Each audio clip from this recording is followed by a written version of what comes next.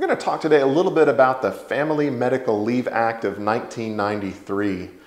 This particular act, the Family Medical Leave Act, was enacted to protect employees who are needing a temporary leave of absence from losing benefits or employment due to the following things.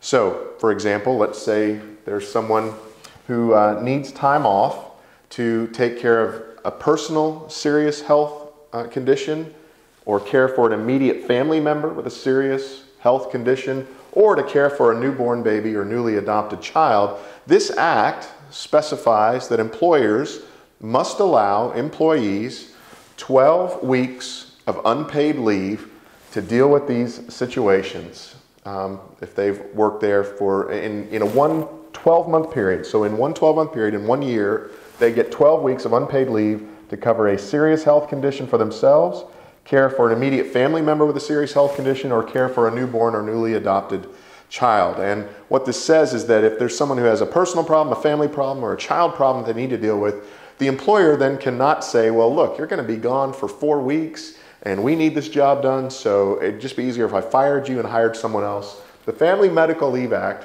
in 1993 basically said that employers who employ at least 50 employees must protect that person's job. So they are allowed this time away, this 12 weeks per 12-month period, to deal with this situation, and then at that point they're allowed to return to their position and resume their job. Now there are some stipulations.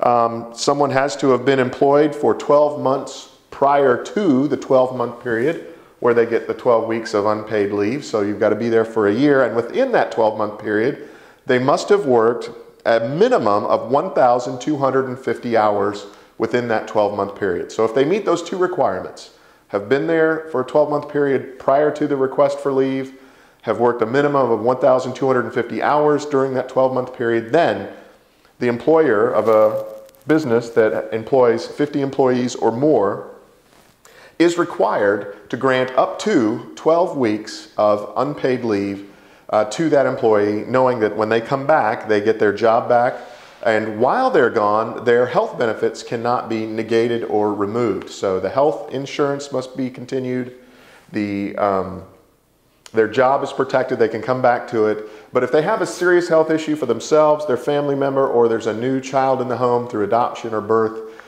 they have the freedom to say, okay, I'm going to need to be away for a while to take care of this, but then I'll be back, and the employer must return them to their job.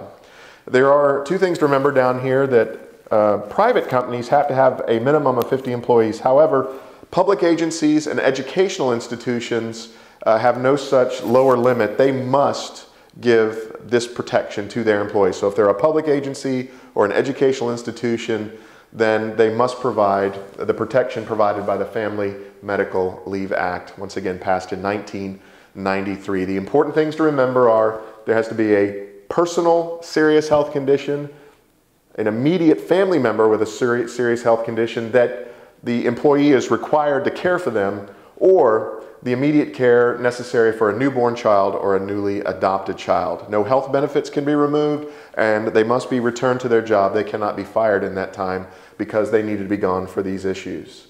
If you'd like to learn more about the Family Medical Leave Act and perhaps things related to it, there's a link beneath this video. Please click on that link and go to that website to learn more. And on that website, you'll also find a link for an ebook that is ready for immediate download.